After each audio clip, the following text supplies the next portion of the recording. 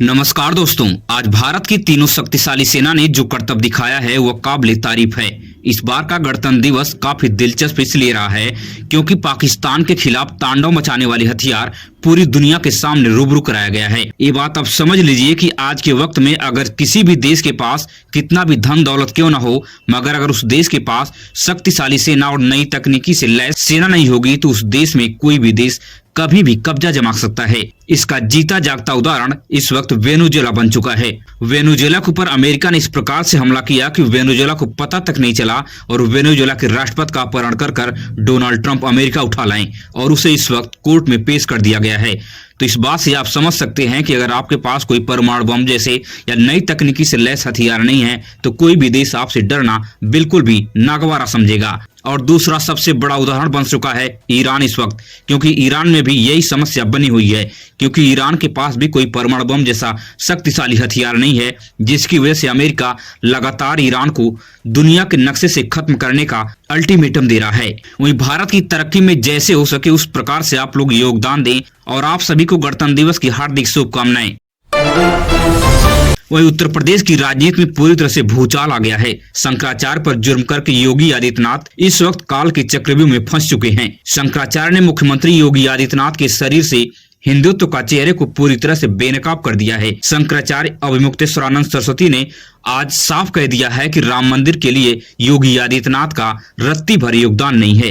राम मंदिर के बनवाने के लिए उन्होंने क्या किया है, इस सवाल पर पूरा बीजेपी का हिंदुत्व का नकाब ध्वस्त हो गया। शंकराचार्य ने साफ कहा कि बीजेपी का कौन सा व्यक्ति है जो राम मंदिर का मुकदमा लड़ा। इस सवाल का जवाब किसी के पास नहीं था। 2027 का विधानसभा चुनाव बहुत करीब है। ऐसे में अगर शंकराचार्य को जल्द से कंट्रोल नहीं किया गया तो पूरा बीजेपी का इकोसिस्टम कोलैप्स कर जाएगा। मंदिर के लिए कौन सी मेहनत की योगी जी ने, बताओ, बता दो। आज सब जनता यहाँ पर खड़ी है और चैनल के माध्यम से भी देखने वाली है। बता दो कौन सी मेहनत की, बता दो कौन सी मेहनत की, बता दो ना। पूछ रहा हूँ आप बता दो। आपने कहा ना कि उन्होंने मेहनत की, हमने तो नहीं कहा। मैं तो देखता था कि वो भाई आपने बताया, आपने ये कहा कि उन्होंने मेहनत की, तो आप बताइए, सिद्ध करिए कि क्या मेहनत की उन्होंने। एक मुख्यमंत्री का आप सिद्ध करिए कि उन्होंने क्या मेहनत की। मैं बता रहा हूँ, मैं एक पत्रकार होने के नाते बता रहा हूँ महाराज, बताइए कि मैंने एक पत्रकार होने के नाते उत्तर प्रदेश के किसी भी मुख्यमंत्री को नहीं देखा जितनी बार अयोध्या का दौरा योगी आदित्यनाथ ने। भाई अपनी राजनीति चमकाने के लिए कोई कितना भी कुछ करे, राजनीति चमकाने के लिए किया गया। जब तक मुकदमा चल रहा था राम जन्मभूमि का, कितनी बार पैरवी करने के लिए न्यायालय गए आदित्यनाथ, बता दो नाम। वकील थोड़े ना, वो वकील पैरवी नहीं करता है, वकील बहस करता है, पैरवी जो है मुवक्किल करता है। आप लोग ये मानते हैं कि बीजेपी ने मंदिर बनवाया कि वकीलों ने कोर्ट में केस जीता? वकीलों ने जो जीता, पक्षकारों ने जीता। काउंटर कर रहे हैं, वकीलों ने जीता, पक्षकारों ने जीता। मुकदमा तो उन्होंने लड़ा, बीजेपी ने कहाँ लड़ा मुकदमा? बीजेपी कहाँ पक्षकार थी, बताओ ना। नहीं पक्षकार थी, तो फिर बीजेपी की सरकार जब नहीं थी तो यहाँ पर नहीं बना मंदिर। बीजेपी की सरकार, ये तो कौआ के बैठने से फल गिर गया तो आप कहेंगे कौए ने तोड़ दिया। ऐसी बात कर रहे हो आप, ऐसी बात कर रहे हो। वहीं ईरान को तबाह करने का 48 घंटे का अल्टीमेटम पूरा होने वाला है, मगर अमेरिका की तरफ से कोई भी बड़ा एक्शन अभी नहीं लिया गया है। इस वक्त पूरी दुनिया की मीडिया में सन्नाटा सा पसर गया है, क्योंकि डोनाल्ड ट्रंप अभी तक आज कोई बयान जारी नहीं किया है, मगर कयास लगाया जा रहा है कि अमेरिका मौके की तलाश में है। हमला इतनी सूझबूझ से और जोरदार से किया जाए कि दुश्मन देश की आंख खुलने से पहले ही ईरान को चारों खाने चित्त कर दिया जाए। इस प्रकार के मौके का तलाश अमेरिका इसलिए कर रहा है क्योंकि ईरान की एक भी मिसाइल अगर अमेरिका के ऊपर गिर गई तो अमेरिका की सुरक्षा व्यवस्था और इंटेलिजेंस की पूरी तरह से सवालों के घेरे में खड़े हो जाएंगे। इसलिए अमेरिका अपनी छवि को दुनिया में खराब बिल्कुल नहीं करना चाहता है और ईरान को नस्ते नाबूद भी उससे करना है, इसलिए इस प्रकार के समय का इंतजार कर रहा है। मगर यह युद्ध होकर रहेगा, कोई इसे रोक नहीं सकता है। वहीं उत्तर प्रदेश इस वक्त गोलियों से दहल रहा है। एक वीडियो उत्तर प्रदेश के देवरिया जिले से तेजी से वायरल हो रहा है। इस वीडियो में योगी आदित्यनाथ की कानून व्यवस्था का जनाजा निकाला जा रहा है। दरअसल वीरेंद्र यादव ने एक जमीन की रजिस्ट्री कराई और उस जमीन को पूरी तरह से पक्की दीवार से घेराबंदी कर दी। इसमें दूसरा पक्ष अशोक पांडे और विनोद पांडे कुछ लड़कों के साथ राइफल लेकर विवादित जमीन पर पहुंच गए और दीवार को तोड़ने लगे। वीरेंद्र यादव ने इसका विरोध किया, जिसे लेकर पांडे बंधुओं ने राइफल की गोलियां निकालकर चलाना शुरू कर दिया। अभी इस बात की पुष्टि नहीं हुई है कि किसी को गोली लगी है या नहीं भी लगी है, मगर इस वीडियो में चीखते चिल्लाते आवाज आप सुन सकते हैं कि अपराधियों का मनोबल कितना बढ़ता जा रहा है। उत्तर प्रदेश में लगातार आपराधिक मामले सामने आ रहे हैं।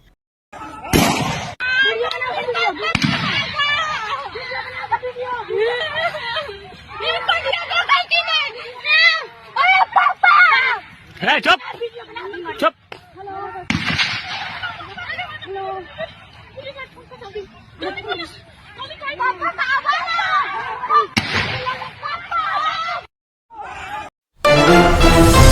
वहीं बिहार के विधानसभा में आरजेडी की करारी हार के बाद तेजस्वी यादव ने आज अपने कार्यकर्ताओं से रूबरू हुए और कार्यकर्ताओं से खुले मन से बात करते हुए उन्होंने साफ कहा है कि इस समय सिर्फ दो ही विकल्प सामने हैं, या तो बीजेपी के शरण में चले जाओ या बीजेपी से लड़ाई लड़ो, मगर हम ऐसा नहीं करने वाले हैं। हम बीजेपी से लड़ाई लड़ते हुए मरना पसंद करेंगे मगर झुकना बिल्कुल नहीं पसंद करेंगे।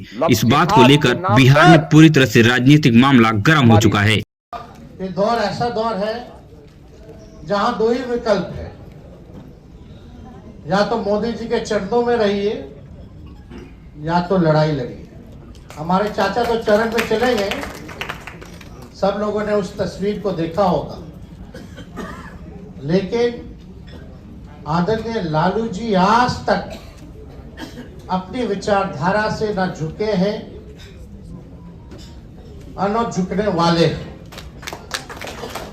तो हम इतना भरोसा देते हैं कि हम लोगों को किसी के चरण में जाने की, मेरी जो राय है वो चरण में जाने की, गिरने की नहीं, बल्कि लड़के मरना पसंद है। और हम सब लोग जो है मिल करके लड़ेंगे। वहीं पर नगीना के सांसद चंद्रशेखर आजाद ने आगरा के जीआईसी मैदान में विशाल रैली को संबोधित किया। हजारों लोगों की भीड़ यहाँ पर नजर आई, बहुत बड़ा जनसैलाब नजर आया। चंद्रशेखर आजाद ने अभी से 2027 विधानसभा चुनाव की तैयारी करना शुरू कर दिया है, क्योंकि चंद्रशेखर आजाद को अपना दमखम दिखाना बहुत जरूरी है, क्योंकि उत्तर प्रदेश में जो मजबूत पार्टियां हैं उनके साथ गठबंधन भी उन्हें करना है। इसलिए इस प्रकार की रैली का आयोजन बहुत तेजी से हो रहा है। चंद्रशेखर आजाद पश्चिमी उत्तर प्रदेश में लगातार बहुजन समाज से जुड़ने का काम कर रहे हैं और उनके कई कार्यक्रम प्रस्तावित हैं। आने वाले समय में लगातार पश्चिमी उत्तर प्रदेश में चंद्रशेखर आजाद रैलियां करने वाले हैं। कि जहां तक नजर जा रही है नीला नीला समंदर नजर आ रहा है, और सिर्फ नीला समंदर नजर नहीं आ रहा है, नौजवानों की शक्ल में मुझे बाबा साहब अम्बेडकर के नीले बाज नजर आ रहे हैं।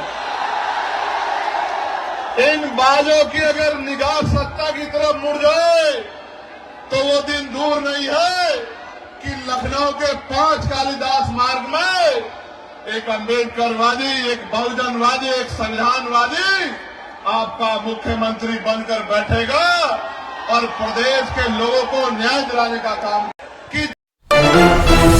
वहीं उत्तर प्रदेश में अभी से भारतीय जनता पार्टी 2027 विधानसभा चुनाव की तैयारी शुरू कर दी है। गृह मंत्री अमित शाह तीसरी बार प्रचंड बहुमत की सरकार बनाने का ऐलान भी कर दिया है। अगला साल चुनाव का साल है। मैं आज उत्तर प्रदेश की जनता को अपील करने के लिए आया हूं। उत्तर प्रदेश के विकास के लिए, उत्तर प्रदेश के युवाओं के भविष्य के लिए, देश की सुरक्षा के लिए फिर से एक बार यहां पूर्ण बहुमत की, प्रचंड बहुमत के साथ भारतीय जनता पार्टी की सरकार बनी। ये परिवारवादी पार्टियां, चाहे कांग्रेस हो, सपा हो, बसपा हो, इस देश का, उत्तर प्रदेश का कल्याण नहीं कर सकती। उत्तर प्रदेश का कल्याण केवल और केवल भारतीय जनता पार्टी कर सकती। मगर भारतीय जनता पार्टी अपने परिवारवाद को पैंट की जेब में रखती है, कभी बाहर नहीं निकालती है। अमित शाह का बेटा जय शाह आईसीसी क्रिकेट का हेड बना हुआ बैठा है, मगर जय शाह की क्या योग्यता है, क्या हैसियत है, किस योग्यता से वह वहां पर पहुंचा है, इसके बारे में अमित शाह के पास कोई ठोस जवाब नहीं है, जिसे शुद्ध इंग्लिश और हिंदी भी बोलने नहीं आती है। और रक्षा मंत्री राजनाथ सिंह का बेटा पंकज सिंह भी विधायक बने हुए बैठे हैं, मगर भारतीय जनता पार्टी की जो परिवारवादी राजनीति है सिर्फ विपक्षी पार्टियों पर लागू होती है। इनके जो परिवारवाद के लोग हैं वो इनकी पैंट के जेब में रहते हैं। आज की वीडियो में बस इतना ही। अगर आप भी देश और दुनिया से बड़ी खबरें देखने में दिलचस्पी रखते हैं तो हमारे चैनल को बेहिचक सब्सक्राइब कीजिए और वीडियो अपने दोस्तों और रिश्तेदारों तक शेयर कीजिए। मिलेंगे इस तरह से नई वीडियो में नई सूचना के साथ। धन्यवाद।